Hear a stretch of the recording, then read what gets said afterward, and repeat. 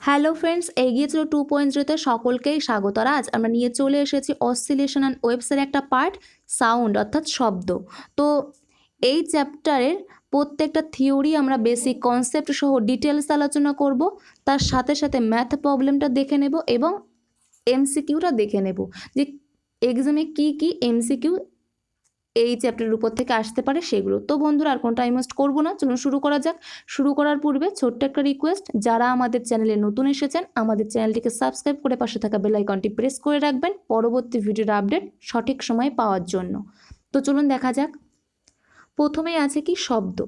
তো প্রত্যাহিক জীবনে আমরা নানা ধরনের শব্দ শুনতে পাই, কি মানুষের কথাবার্তার শব্দ, গাড়ির যাতায়াতের শব্দ, কলকারখানার শব্দ, বাজির শব্দ, ঢাক, সেতার ইত্যাদি শব্দ শুনতে পাই। তো এই শব্দগুলো কিন্তু আমাদের কানে পৌঁছে শ্রবণের অনুভূতি জাগিয়ে দেয়, অর্থাৎ শ্রবণের ক্ষমতাটা আমাদের বুঝতে সাহায্য করে।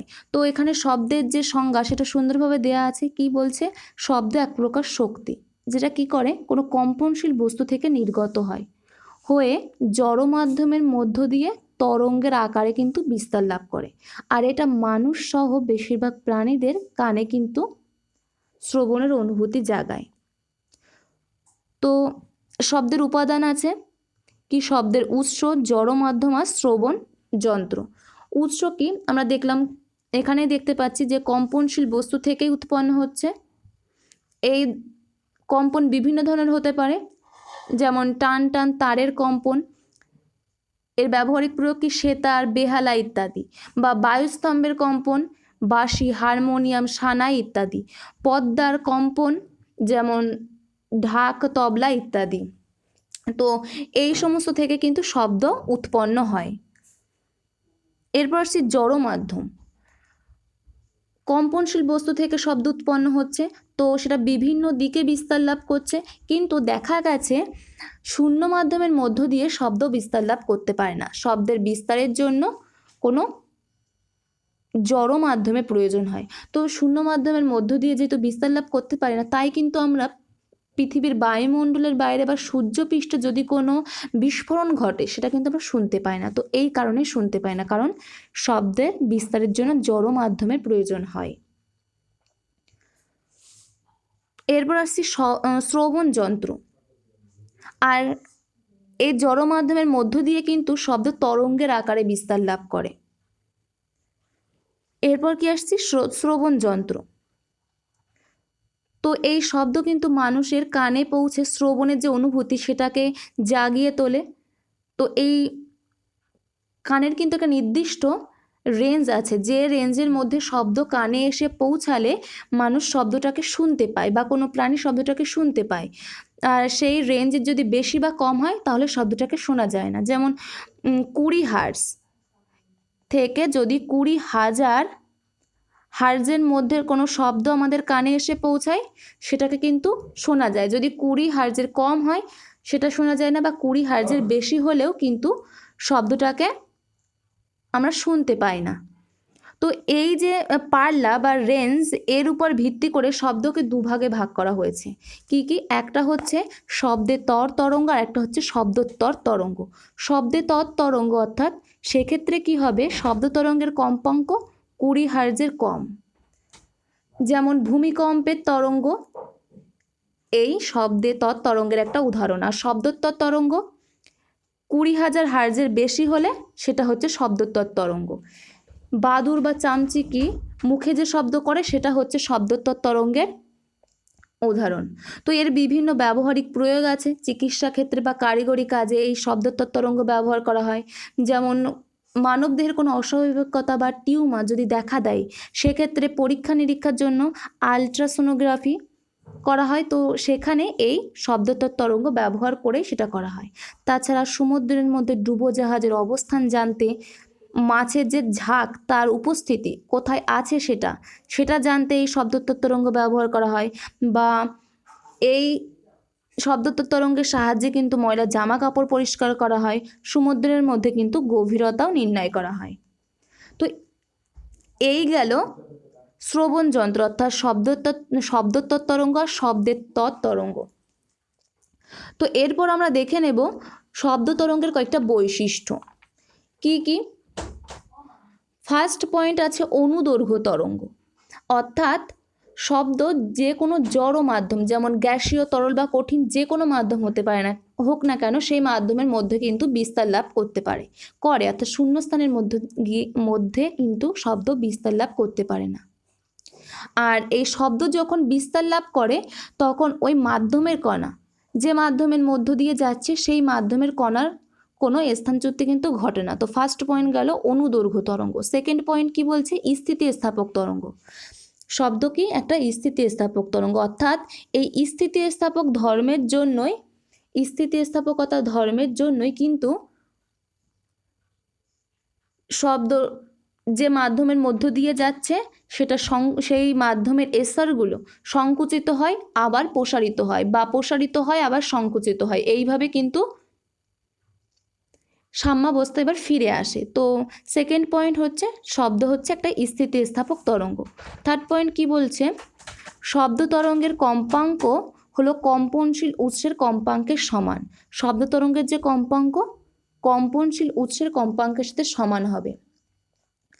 ফোর্থ পয়েন্ট বলছে শব্দের ক্ষেত্রে প্রতিফলন, প্রতিসরণ, ব্যতিচার, অপবর্তন এই ঘটনাগুলো কিন্তু দেখা যায়। 5 নম্বর পয়েন্ট সমবর্তন হয় না, অর্থাৎ শব্দ তরঙ্গ শব্দের কোনো সমবর্তন হয় না। কারণ আমরা কি দেখলাম? শব্দ একটা অনুদৈর্ঘ্য তরঙ্গ, আর অনুদৈর্ঘ্য তরঙ্গের আমরা আগের ভিডিওতে কি দেখেছি? সমবর্তন হয় না। আগের আমাদের অলরেডি 4টে ভিডিও করা হয়ে গেছে, যারা দেখেননি অবশ্যই দেখে নেবেন। এই oscillation and wave study part link description বক্সে দেওয়া থাকবে। তো সেখানে আমরা তির্যক তরঙ্গ, অনুদৈর্ঘ্য তরঙ্গ ডিটেলস আলোচনা করেছি। তির্যক তরঙ্গের ক্ষেত্রে সমবর্তন হয়, অনুদৈর্ঘ্য তরঙ্গের ক্ষেত্রে সমবর্তন হয় না, এটা আমরা আগের ভিডিওতেই দেখেছি। তো 5 নম্বর পয়েন্ট কি বলছে? শব্দ তরঙ্গের কোনো সমবর্তন হয় না, কারণ এটা অনুদৈর্ঘ্য তরঙ্গ। তো এই গেল শব্দের বৈশিষ্ট্য। এরপর আমরা চলে যাব শব্দের গতিবেগ। আমরা জানি 0 ডিগ্রি সেন্টিগ্রেড উষ্ণতায় শব্দের বেগ কত? 332 মিটার পার সেকেন্ড প্রায়, অর্থাৎ শব্দের বেগ ওঠানামা করে। তো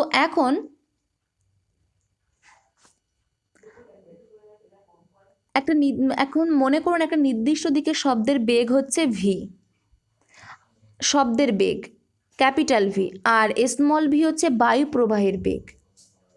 মনে করুন শব্দ সামনের দিকে এগিয়ে যাচ্ছে ক্যাপিটাল ভি বেগে, আর বায়ু এর সাথে থিটা ডিগ্রি কোণ করে স্মল ভি বেগে এগিয়ে যাচ্ছে। তো এখন শব্দ বিস্তারের যে অভিমুখ, এই দিক বরাবর বায়ুর বেগের যে উপাংশ সেটা কি হবে? স্মল ভি কস থিটা, এটাই হবে বায়ুর বেগের উপাংশ। তাহলে শব্দের যে কার্যকর বেগ আমরা সেটা কি দেখতে পাচ্ছি? এই দিক বরাবর বেগ, দুটো বেগ আছে, একটা ক্যাপিটাল ভি আর একটা স্মল ভি কস থিটা। তাহলে শব্দের যে কার্যকর বেগ সেটা আমরা কি দেখতে পাচ্ছি? Capital V plus small V cos theta. তো এটাই কিন্তু শব্দের কার্যকর বেগ, গতিবেগ। তো এটা দিয়ে কিন্তু আমরা ম্যাথ প্রবলেম সলভ করব, ইকুয়েশনটা মনে রাখবেন। তো এখন আমাদের এখানে 3টে কন্ডিশন আছে। কি কি? যদি ফার্স্টে শব্দ বিস্তারের অভিমুখ দিকে যদি বায়ুটা প্রভাবিত হয়, অর্থাৎ এই দিকেই যদি স্মল ভিটাও প্রভাবিত হয়, অর্থাৎ বায়ুটা শব্দ যেদিকে যাচ্ছে বায়ু যদি সেই দিকে যায়, অর্থাৎ থিটা ইকুয়াল টু যদি 0 হয়, সেক্ষেত্রে কস থিটা ইকুয়াল টু কত হবে? কস থিটা ইকুয়াল টু 1 হয়ে যাবে। সেক্ষেত্রে আমাদের শব্দের বেগটা কি হবে? Capital V plus small V. এটা হচ্ছে আমাদের 1 নম্বর। দ্বিতীয় নম্বর কি বলছে? যদি শব্দ সামনের দিকে এগিয়ে যায় আর বায়ু তার বিপরীত দিকে যায়, অর্থাৎ এক্ষেত্রে থিটা ইকুয়াল টু যদি 180 ডিগ্রি হয়, একটু ক্লিয়ার করে নিলাম, থিটা ইকুয়াল টু যদি 180 ডিগ্রি হয়, তাহলে কস থিটার মান আমরা কত পাবো? -1। কস থিটার মান কত পাচ্ছি? -1। তাহলে 2 নম্বর ইকুয়েশন আমাদের কি হবে? শব্দের বেগ কি দাঁড়াবে? Capital V minus small V, এই ইকুয়েশন অনুযায়ী। 3 নম্বর যেটা হচ্ছে, যদি শব্দ এদিক বরাবর যাচ্ছে সামনের দিক বরাবর, আর যদি বায়ুর বেগ শব্দ বিস্তারের সাথে লম্বভাবে যায়, অর্থাৎ এই থিটা ইকুয়াল টু যদি 90 ডিগ্রি হয়, তাহলে কস থিটার এর মানটা কত দাঁড়াবে? 0 দাঁড়াবে। তাহলে সেক্ষেত্রে আমাদের কার্যকর বেগ আমরা কত পাবো শব্দের? Capital V. তাহলে এখানে আমরা তিনটে কন্ডিশন দেখলাম। যদি শব্দের বেগ আর বায়ুর বেগ সেম দিকে যায়, তাহলে সেক্ষেত্রে আমরা শব্দের বেগ কী পাবো? Capital V plus small V. যদি 90 ডিগ্রি কোণ করে থাকে, যদি শব্দের বেগ সামনের দিক বরাবর আর বায়ুর বেগ তার সাথে কত? 90 ডিগ্রি কোণ করছে, অর্থাৎ থিটা ইকুয়াল টু 90 হয়, সেক্ষেত্রে কস থিটা ইকুয়াল টু কত পাবো? 0 পাবো। তাহলে সেক্ষেত্রে আমরা শব্দের কার্যকর বেগ কত পাবো? Capital V. আর যদি শব্দ বেগ আর বায়ুর বেগ যদি বিপরীত দিক বরাবর হয়, অর্থাৎ 180 ডিগ্রি হয় থিটা, তাহলে সেক্ষেত্রে আমরা এই ইকুয়েশন অনুযায়ী কত পাবো? শব্দের বেগ capital V minus small V. তো এটাই হচ্ছে আমাদের তিনটে কন্ডিশন। তো এখন মনে করুন একটা বাড়ির ছাদ থেকে একটা পাথরকে নিচে ফেলা হচ্ছে। তো সেক্ষেত্রে কি হবে? পাথরটা ভূমিতে এসে আঘাত করবে। ভূমিতে আঘাত করার পর আমরা যে পাথরটা পড়ার যে শব্দ সেটা শুনতে পাবো। তো এখন এক্ষেত্রে কত সময় আমরা শুনতে পাবো, সেই সময়টা আমাদের নির্ণয় করতে হবে। শব্দের গতিবেগ থেকে আমরা কিন্তু নির্ণয় করব।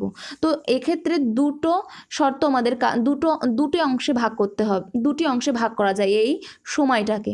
কি? যখন ছাদ থেকে ভূমিতে পাথরটা এসে পড়বে সেই সময়টুকু, আর শব্দটা ভূমি থেকে ছাদে শ্রোতার কানে গিয়ে পৌঁছাবে সেই সময়, অর্থাৎ এই দুটো সময় ভাগ করা হচ্ছে।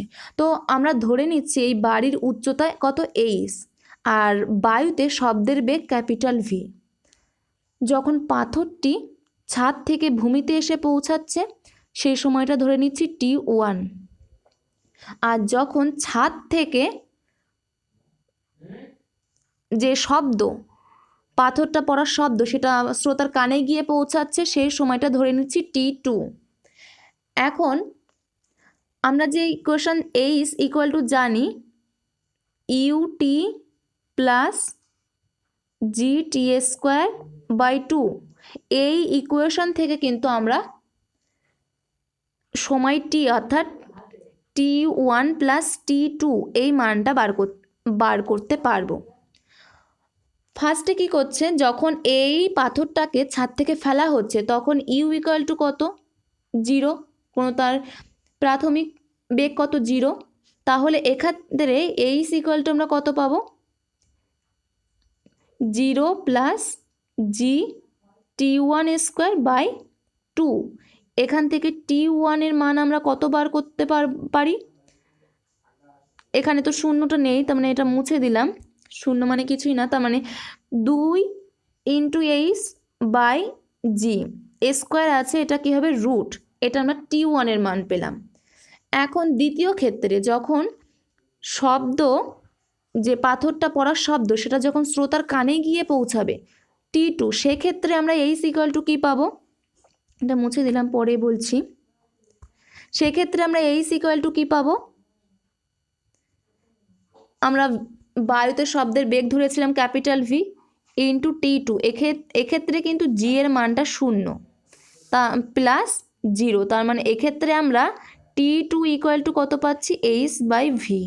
তার মানে আমাদের যে অ্যান্সার বা মেইন যে সমীকরণ সেটা কি আসছে? T equal to T1 plus T2। এই টিটাকে আমরা ধরে নিয়েছি মোট সময়, অর্থাৎ ছাদ থেকে ভূমিতে পাথর পড়ার সময় প্লাস ভূমি থেকে ছাদে শ্রোতার কানে শব্দটা পৌঁছানোর সময়, সেটা আমরা ধরে নিয়েছি টি। এখন T1 এর মান কত? √2H/G plus H/V। এটাই হচ্ছে আমাদের মেইন সমীকরণ। তো এটা দিয়ে আমরা একটা অঙ্ক করব, ইকুয়েশনটা মনে রাখবেন। তো এখানে টি কি বলা হচ্ছে, পাথর ফেলা আর শব্দ শোনার মধ্যবর্তী যে সময় সেটা কিন্তু টি। তো এরপরে আমরা চলে যাই পরের কি বলা আছে, জড় মাধ্যমে শব্দের বেগ। তো কোনো জড় মাধ্যমের মধ্য দিয়ে যদি শব্দ তরঙ্গ বিস্তার লাভ করে সেটা দুটো ধর্মের উপর নির্ভর করে, একটা হচ্ছে ঘনত্ব আর একটা হচ্ছে স্থিতিস্থাপকতা। তো ঘনত্বের উপর কিভাবে নির্ভর করে সেটা আমরা দেখব, আর স্থিতিস্থাপকতার উপর কিভাবে নির্ভর করে সেটা আমরা দেখব। ঘনত্ব, কোনো মাধ্যমের ঘনত্ব যদি কম হয় তাহলে কি হবে, ঘনত্ব কম, এটা মনে করুন একটা মাধ্যম আর এই ঘনত্ব যে স্তরগুলো আঁকা হয়েছে, এখন ঘনত্ব কম মানে ফাঁকা স্তরগুলোর অবস্থান একটু ফাঁকা ফাঁকা হবে, তাহলে কম্পনশীল কোনো বস্তু যখন এই মাধ্যমের উপর চাপ সৃষ্টি করবে তখন কি হবে, এই চাপের প্রভাবে কিন্তু যে তরঙ্গ সেটা এই মাধ্যমের মধ্য দিয়ে অল্প সময়ে অনেকটা দূর এগিয়ে যাবে। কিন্তু অন্যদিকে কি হচ্ছে, যখন মাধ্যমটা বেশি, স্তরগুলো ঘনত্ব যখন বেশি, অর্থাৎ সেক্ষেত্রে কি হবে, যখন এই চাপটা সৃষ্টি করবে তখন কিন্তু শব্দ তরঙ্গ বেশি দূর এগিয়ে যেতে পারবে না, অপেক্ষাকৃত কম দূরত্ব যাবে, ঠিক একই সময়ে, আগের সময়ে যতটা দূরত্ব যাচ্ছিল এই ঠিক একই সময়ে তার থেকে কম দূরত্ব যাবে। তাহলে এর থেকে আমরা কি সিদ্ধান্তে আসতে পারছি, কম ঘনত্বের মাধ্যমে যে ঘনীভবন আর তনুভবন সৃষ্টি হয় তার দৈর্ঘ্য অপেক্ষাকৃত বেশি হয়, ফলে কি হয়, শব্দটার গতিবেগটাও বেশি হয়। তাহলে ঘনত্ব কম হলে শব্দের বেগ কি হবে, বেশি হবে। এরপর স্থিতিস্থাপকতা, আর ঘনত্বের বেগ যখন বেশি হবে শব্দের বেগটা কি হবে, তখন কম হবে। এরপর স্থিতিস্থাপকতা, কম্পনশীল কোনো বস্তু যে মাধ্যমের উপর দিয়ে যাবে সেই মাধ্যমের উপর একটা বল প্রয়োগ করবে, ফলে কি হবে, ওই মাধ্যমের একটা স্থিতিস্থাপক পীড়নের সৃষ্টি হবে। তো স্থিতিস্থাপক পীড়নের জন্য কি হয়, স্তরটা সংকুচিত হয় আর একবার প্রসারিত হয়। তো স্থিতিস্থাপকের মান যদি বেশি হয় তাহলে সংকোচন আর প্রসারণ, অর্থাৎ সংকুচিত আর প্রসারিত সেটা বেশি পরিমাণে ঘটবে, তো সংকোচন প্রসারণ বেশি হবে। তো এখন তাহলে কি দেখা যাচ্ছে, সংকোচন প্রসারণ বেশি হওয়ার অর্থ ঘনীভবন তনুভবনে রূপান্তরিত হতে কিংবা তনুভবন ঘনীভবনে রূপান্তরিত হতে খুব কম সময় নেবে, মানে শব্দের বেগটা বেশি হবে। তাহলে কি দাঁড়াচ্ছে এখানে, স্থিতিস্থাপকতা বেশি, শব্দের বেগ বেশি। স্থিতিস্থাপকতা কম, শব্দের বেগ কম। তাহলে ঘনত্ব কম হলে শব্দের বেগ বেশি হবে, ঘনত্ব বেশি হলে শব্দের বেগ কম হবে। স্থিতিস্থাপকতা বেশি হলে শব্দের বেগটা বেশি হবে, স্থিতিস্থাপকতা কম হলে শব্দের বেগ কম হবে। তো এই হলো জড় মাধ্যমে শব্দের বেগ। তো এখানে একটা ইকুয়েশন আছে, যদি মাধ্যমের ঘনত্ব রো হয়, যদি মাধ্যমের ঘনত্ব রো হয় এবং মাধ্যমটার স্থিতিস্থাপক গুণাঙ্ক যদি ই হয় আর শব্দের যে বেগ সেটাকে যদি সি ধরা হয়, তাহলে এক্ষেত্রে লেখা যায় রুট ই বাই রো। এক্ষেত্রে স্থিতিস্থাপক গুণাঙ্ক আর রো এর অর্থাৎ মাধ্যমের ঘনত্ব এই দুটোর মান যদি জানা থাকে সেক্ষেত্রে আমরা শব্দের বেগের মানটাও কিন্তু নির্ণয় করতে পারি এই সূত্রের সাহায্যে। তো এই সূত্রটা মনে রাখবেন, আমরা অনেক জায়গায় কাজে লাগাবো। পরে যেটা আসছে গ্যাস মাধ্যমে শব্দের বেগ, বায়ু বা অন্য যে কোনো গ্যাসীয় মাধ্যম কি একটা জড় মাধ্যম, সুতরাং এর মধ্য দিয়ে শব্দ তরঙ্গ যায়। তো আমরা কি জানি, গ্যাসের নির্দিষ্ট কোনো আকার বা দৈর্ঘ্য বলতে কিছুই নেই, তাহলে যে স্থিতিস্থাপক গুণাঙ্ক সেটা কি হবে, শুধু আয়তন বিকৃতি গুণাঙ্ক হবে। গ্যাসের শুধুমাত্র কি হবে, যে পাত্রে রাখা হয় সেই পাত্রের তো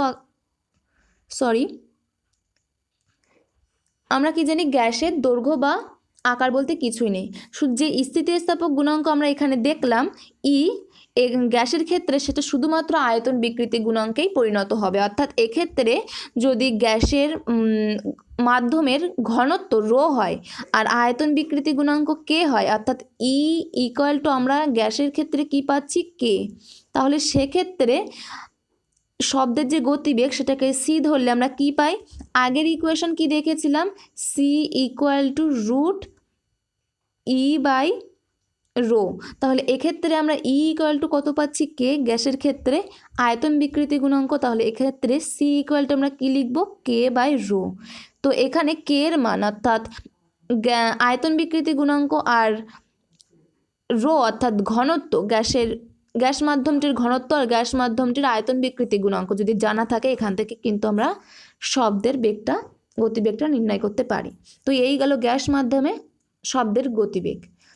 এরপর আমরা আসছি নিউটনের গণনার ল্যাপ্লাসের সংশোধন, মানে নিউটন যেটা বলেছেন ল্যাপ্লাস তার সংশোধন করেছেন। তো নিউটন ধরে নিয়েছেন ফার্স্টে কোনো গ্যাস মাধ্যমের মধ্য দিয়ে শব্দের যে বিস্তার সেটা সমুষ্ণ পদ্ধতিতে হয়, অর্থাৎ উষ্ণতা টি এটা ধ্রুবক থাকে। উষ্ণতা টি কি হচ্ছে? ধ্রুবক থাকছে। ওই গ্যাসের যে চাপ পি আর আয়তন ভি, এই দুটো শুধুমাত্র পরিবর্তন হয়। এই কথাটার উপর ভিত্তি করে নিউটন তার পরীক্ষার সাহায্যে প্রমাণ করেছেন আয়তন বিকৃতি গুণাঙ্ক কে ইকুয়াল টু পি গ্যাসের চাপ। তাহলে আগের যে সমীকরণটা আমরা দেখলাম, কি দেখলাম?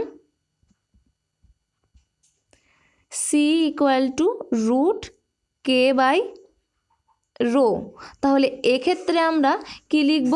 নিউটনের গণনা দ্বারা আমরা কি লিখব? কে এর জায়গায় কত লিখব? পি গ্যাসের চাপ, পি বাই রো। এখন এই সমীকরণে সমস্ত মান বসিয়ে অর্থাৎ পি রো এর মান বসিয়ে সি এর যে মানটা পাওয়া গেছে সেটা হচ্ছে 280 মিটার পার সেকেন্ড। এখানে কিন্তু কোনো প্রমাণ করলাম না, জাস্ট কিভাবে আসলো সেটা দেখিয়ে দিলাম। যে কে ইকুয়াল টু পি কীভাবে আসলো সেটা কিন্তু আর বলছি না, কারণ প্রমাণ আমাদের লাগবে না। তো এখানে এই সমীকরণে পি আর রো এর মান বসিয়ে শব্দের যে গতিবেগ সেটা পাওয়া গেছে কত? 280 মিটার পার সেকেন্ড। কিন্তু আমরা কি জানি? 0 ডিগ্রি সেন্টিগ্রেড উষ্ণতায় শব্দের গতিবেগ কত? 332 মিটার পার সেকেন্ড। তো এদের ডিফারেন্সটা অনেক বেশি হচ্ছে। তাহলে কি বলা হচ্ছে, কি বলা যায়? নিউটনের যে গণনা সেটার মধ্যে বড় কোনো রকমের ত্রুটি বা ভুল ছিল, তো এটাকে সঠিক ধরা হয় না। তো ল্যাপ্লাস এই নিউটনের যে গণনা বা সমীকরণ সেটা সংশোধন করেছেন।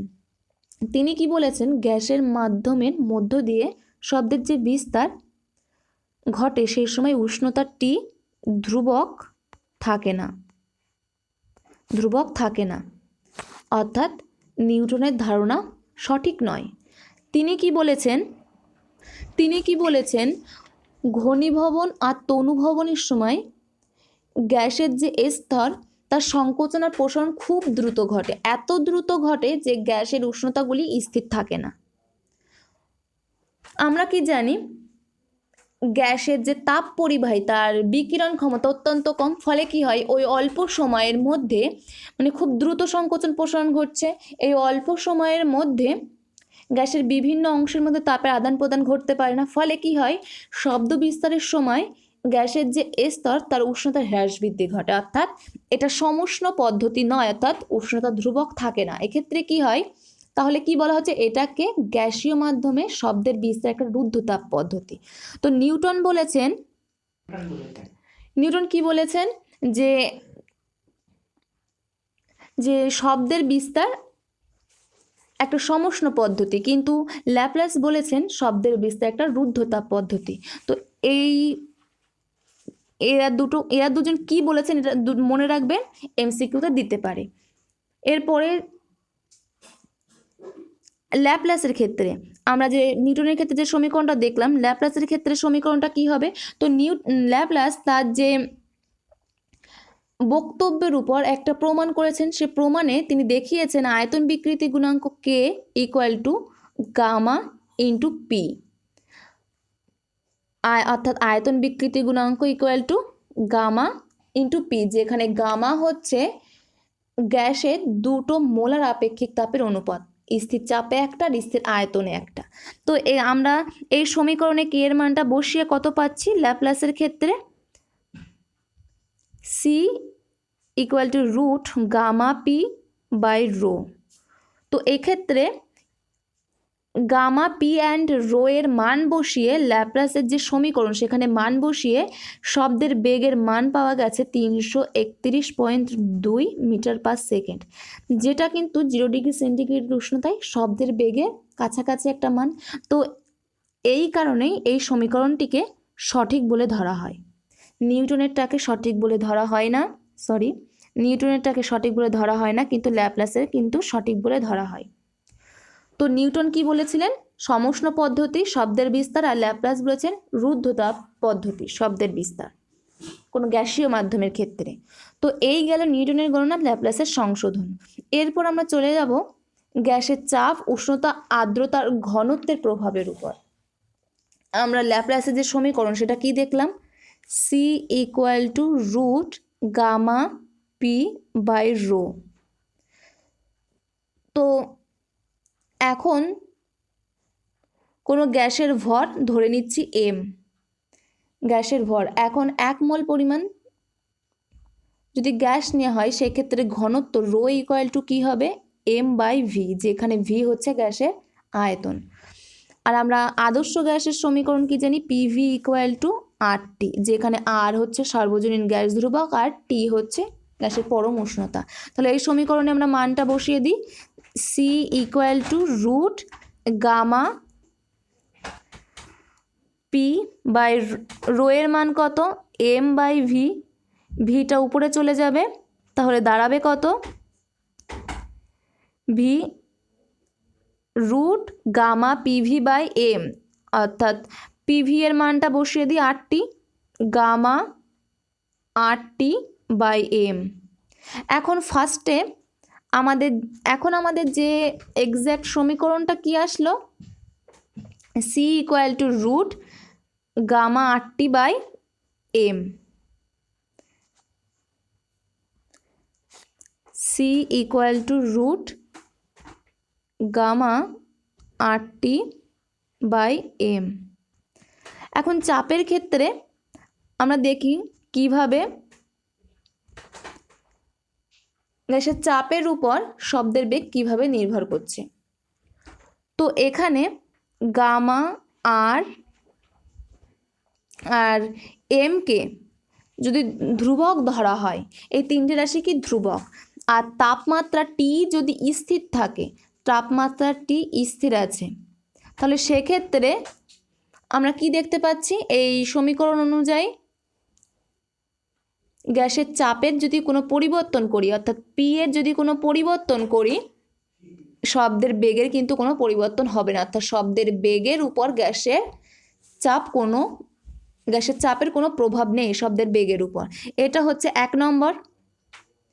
2 নম্বর কি আসছে? উষ্ণতা। এখানে গামা আর এম এটাকে ধ্রুবক ধরা হচ্ছে এই তিনটে রাশিকে, তাহলে আমরা কি পাচ্ছি? সি সমানুপাতিক রুট টি পাচ্ছি। তাহলে এখান থেকে আমরা কি বলতে পারি? গ্যাসের উষ্ণতা শব্দের বেগের উপর কিভাবে নির্ভরশীল? শব্দের বেগ গ্যাসের পরম উষ্ণতার বর্গের সমানুপাতিক।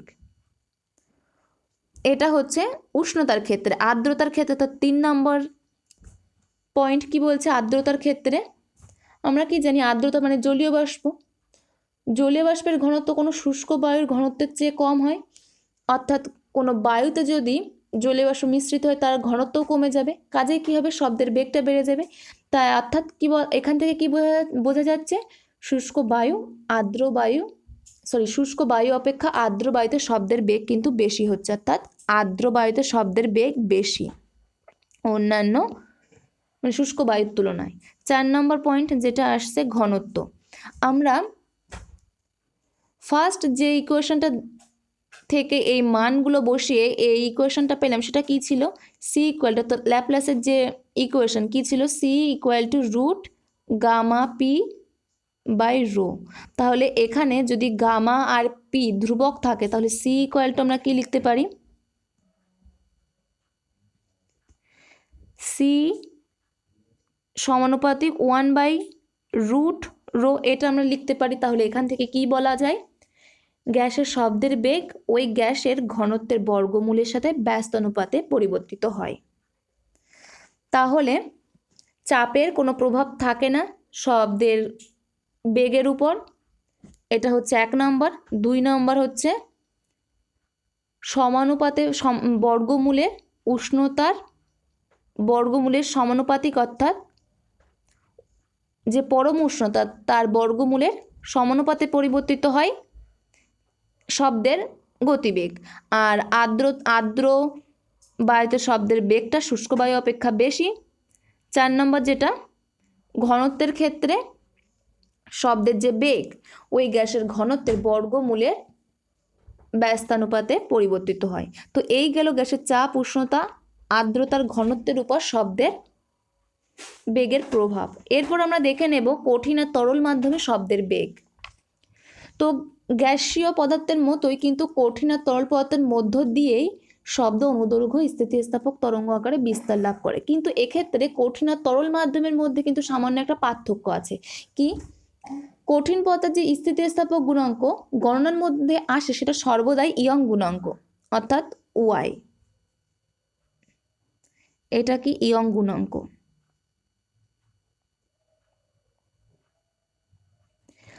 আর গ্যাসের ক্ষেত্রে সেটা হচ্ছে আয়তন বিকৃতি গুণাঙ্ক কে। এটা আমরা আগেই দেখেছি গ্যাসের ক্ষেত্রে আয়তন বিকৃতি গুণাঙ্ক, গ্যাসের মতো তরলের ক্ষেত্রেও কিন্তু গ্যাসের মতোই আয়তন বিকৃতি গুণাঙ্ক স্থিতিস্থাপকতা গুণাঙ্কটি ধরা হয় কি আয়তন বিকৃতি গুণাঙ্ক হিসেবে। তো সব কঠিন পদার্থের ক্ষেত্রে তাহলে আমরা শব্দের বেগকে কিভাবে লিখতে পারি? আমরা স্থিতিস্থাপকতার ক্ষেত্রে যে সমীকরণ সেটা কি ছিল? C = √E/ρ।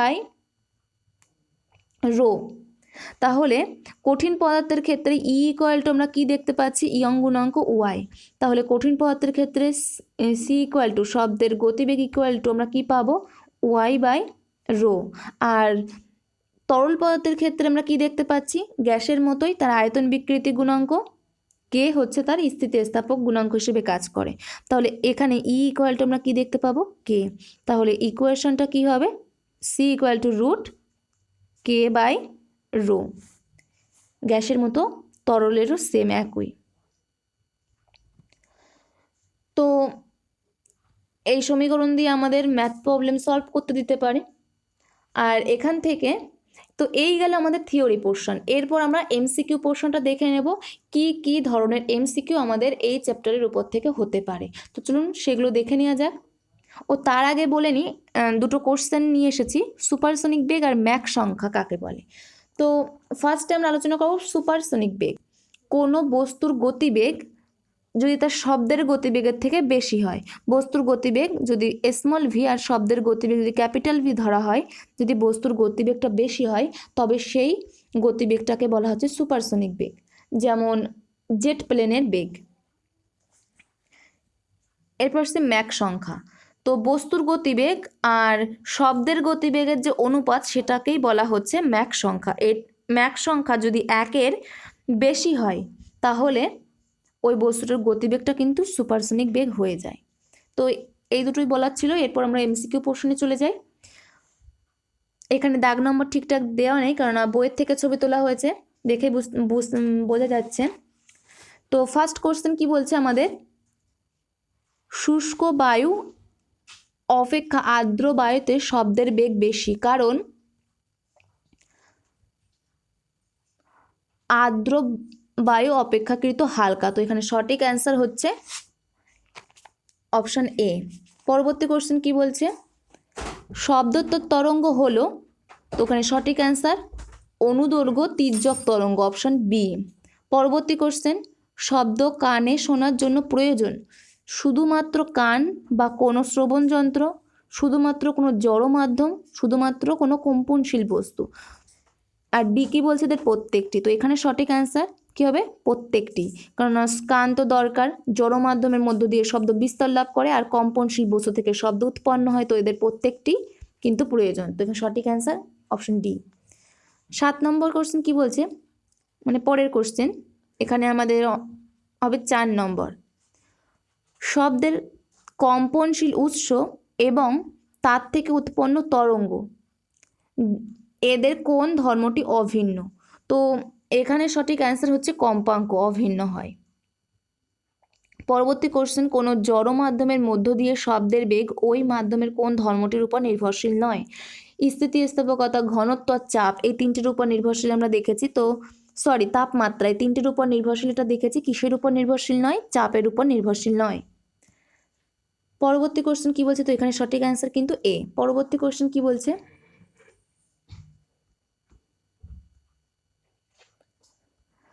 ল্যাপ্লাসের মত অনুসারে গ্যাসীয় মাধ্যমের মধ্য দিয়ে শব্দের বিস্তার হয়। ল্যাপ্লাসের মতে কী ছিল? রুদ্ধতাপ পদ্ধতিতে হয়। সঠিক অ্যান্সার কিন্তু ডি। পরবর্তী কোশ্চেন, তাপমাত্রা স্থির থাকলে কোনো গ্যাসের আয়তন বিকৃতি গুণাঙ্কটি ওই গ্যাসের কি হবে? চাপের সমান হবে। তাপমাত্রা যখন স্থির থাকবে তখন কী হবে? চাপের সমান। সঠিক অ্যান্সার সি।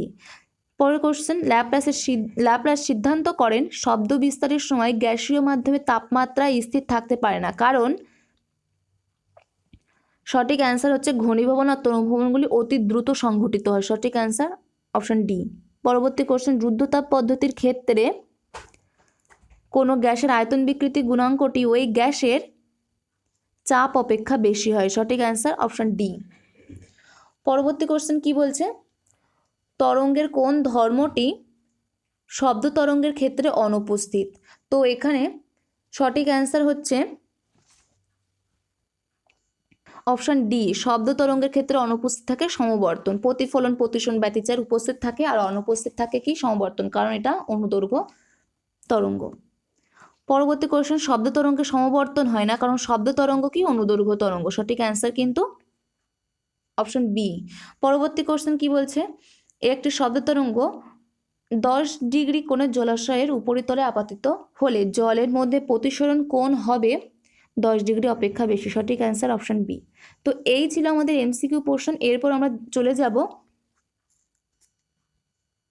ম্যাথ প্রবলেমে। তো ফার্স্টে আমাদের কি কোশ্চেন আছে? প্রথম কোশ্চেন কি বলছে? মানুষের শ্রুতি গোচর শব্দের বায়ুর মধ্যে সর্বোচ্চ সর্বনিম্ন তরঙ্গ দৈর্ঘ্য কত, সেটা আমাদের নির্ণয় করতে বলেছে। শব্দের বেগ বলে দেওয়া আছে 330 মিটার পার সেকেন্ড। তো সর্বনিম্ন কত কম্পাঙ্ক হলে মানুষ শব্দটাকে শুনতে পায়? আমরা সর্বনিম্নটাকে ধরে নিচ্ছি N1, কত? 20 হার্টজ হলে কিন্তু মানুষ শুনতে পায়। তাহলে আমরা আগের ভিডিওতে কিন্তু আমরা এই ইকুয়েশনটা দিয়ে অঙ্ক করেছিলাম, V equal to N lambda. তরঙ্গ দৈর্ঘ্য প্রচুর বার করেছিলাম 2-3টে অঙ্কের ক্ষেত্রে। যারা দেখেননি অবশ্যই দেখে নেবেন, লিঙ্ক ডিসক্রিপশন বক্সে দেওয়া থাকবে। তো এক্ষেত্রে ভি এর মান জানি, এন এর মান আমরা পেয়ে গেলাম, তাহলে ল্যামডার মান আমরা বার করে নিতে পারবো। তো ল্যামডা 1 কত হবে? V by N1। ধর 330 বাই 20 কত পাচ্ছি? 16.5, প্রায় 16.5 মিটার। এটা হচ্ছে সর্বোচ্চ তরঙ্গ দৈর্ঘ্য। শ্রুতিগোচর শব্দের সর্বোচ্চ তরঙ্গ দৈর্ঘ্য হচ্ছে এত। পরের পার্ট কি বলছে? সর্বনিম্ন তরঙ্গ দৈর্ঘ্য, অর্থাৎ শ্রুতিগোচর শব্দের সর্বোচ্চ কম্পাঙ্ক কত হওয়া উচিত?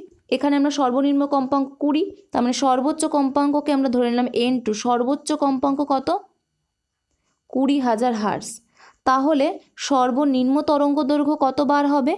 ল্যামডা 2 ধরে নিচ্ছি, ভি বাই N2, অর্থাৎ 330 বাই 20,000।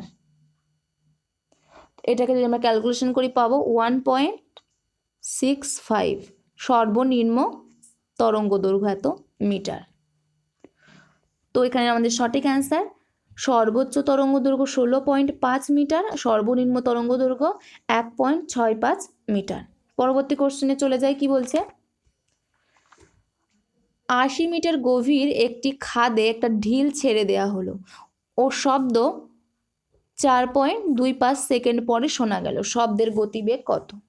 তো এখানে আমরা ধরে নিচ্ছি যে খাদ থেকে ঢিলটা ছুড়লাম, কোনো খাদে ঢিলটা ছোড়া হলো, তো খাদের উপর থেকে নিচে ঢিলটা পড়তে যে সময় লাগলো সেটা ধরে নিলাম টি। উপর থেকে নিচে পড়তে সময় লাগলো টি, আর শব্দটা শোনা গেল, এটা আমাদের দেওয়া আছে। তাহলে শব্দের এই 80 মিটার পথ অতিক্রম করতে কত সময় লাগবে? 80 মিটার পথ অতিক্রম করতে সময় লাগছে 4.25 মাইনাস টি এত সেকেন্ড।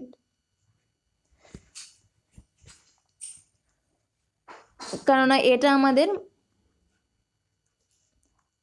এই ঢিলটা পড়তে এবং শব্দটা শুনতে যে সময় লাগে সেটা দেওয়া আছে, আর আমরা উপর থেকে ঢিলটা পড়তে যে সময় লাগে সেটা আমরা ধরে নিয়েছি কত, টি। তাহলে 80 মিটার পথ অতিক্রম করতে শব্দটা কত সময় অতিক্রম করছে? 4.25 মাইনাস টি এত সেকেন্ড। এরপর আমাদের যে সূত্রটা ছিল H equal to UT plus half G T square, এই সূত্র অনুযায়ী আমরা শব্দের গতিবেগটা নির্ণয় করব। তো এখানে যখন ফার্স্টে ঢিলটার বেগ কত ছিল, ইউ ইকুয়াল টু কত ছিল 0, তার মানে এই পোর্শনটা কিন্তু 0 হয়ে যাবে। তাহলে এইচ ইকুয়াল টু আমাদের কত আসছে, হাফ জি টি স্কোয়ার।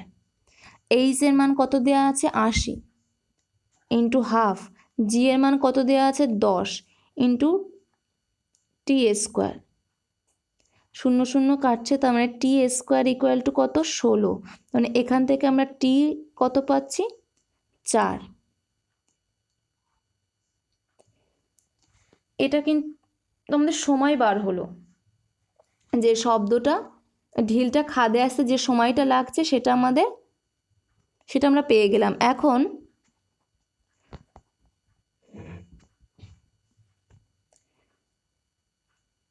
চার 0.25, এখান থেকে যদি আমরা 4 বিয়োগ করি কত পাবো 0.25 এত সেকেন্ড।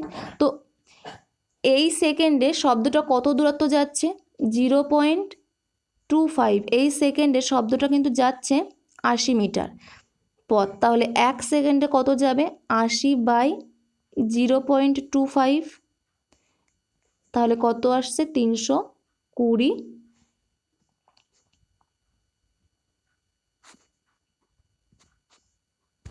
এত মিটার পার সেকেন্ড। তো এখানে সঠিক অ্যান্সার শব্দের গতিবেগ কত 320 মিটার পার সেকেন্ড। পরবর্তী কোশ্চেন কি বলছে, প্রমাণ চাপ ও উষ্ণতায় হাইড্রোজেন গ্যাসের শব্দের বেগ নির্ণয় করো। প্রমাণ চাপ ও উষ্ণতায় গ্যাসের ঘনত্ব দেওয়া আছে আর গামার মানটা দেওয়া আছে। তো এখানে শব্দের গতিবেগের যে সূত্র সেটা কি, C equal to root gamma P by rho. প্রমাণ চাপ পি ইকুয়াল টু আমরা কত জানি 76 এত সেন্টিমিটার। তো এটাকে ডাইন পাশ সেমিএস করে নিয়ে যেতে কি করতে হবে, 76 ইন্টু 13.6 ইন্টু 980 এত ডাইন পার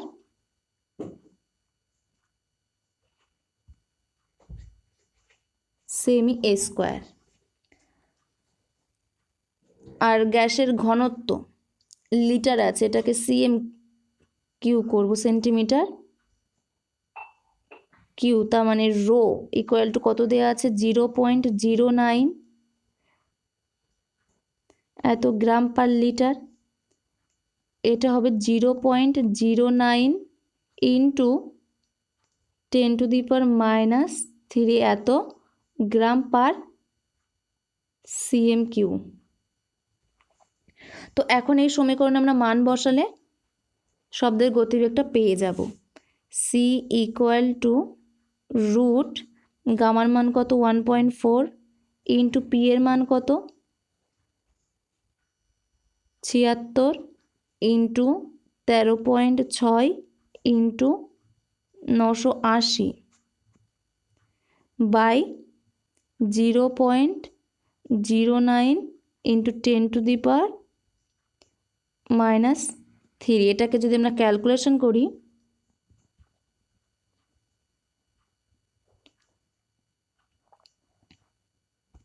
কত পাবো, প্রায় 1.12525 এত সেন্টিমিটার পার সেকেন্ড। তো এখানে সঠিক অ্যান্সার কত হচ্ছে 1,25,525 সেন্টিমিটার পার সেকেন্ড। পরবর্তী কোশ্চেন কি বলছে দেখে নেওয়া যাক। প্রমাণ চাপ ও উষ্ণতায়, এই কোশ্চেনটাই করলাম, তুমি ডবল চলে এসেছে। পরবর্তী কোশ্চেন, কোনো তরলের মধ্য দিয়ে শব্দ 1340 মিটার পার সেকেন্ড বেগে যায়। তো তরলের ঘনত্ব 0.8 গ্রাম পার সিএমকিউ যদি হয় তাহলে সংনম্যতা কত? তো আমরা সংনম্যতা ইকুয়াল টু কি জানি? আয়তন বিকৃতি গুণাঙ্কের অনন্যক, অর্থাৎ আয়তন বিকৃতি গুণাঙ্ক যদি কে ধরা হয়, সংনম্যতা 1/k। তাহলে এখানে আমাদের 1/k এর মানটা নির্ণয় করতে হবে। তো সি ইকুয়াল টু আমরা কি জানি? √k/ρ। তার মানে CA² ইন্টু রো কে, 1/k equal to 1/CA² into rho. 1/CA², এর মিটার পার সেকেন্ড আছে, এটাকে সেন্টিমিটার পার সেকেন্ডে নিয়ে যেতে হবে, অর্থাৎ 1340 ইন্টু 100 তার স্কোয়ার ইন্টু 0.8। এটাকে যদি ক্যালকুলেশন করা হয় 6.96 ইন্টু, এখানে লিখি 6.96 ইন্টু 10⁻⁻11 এত সেন্টিমিটার স্কোয়ার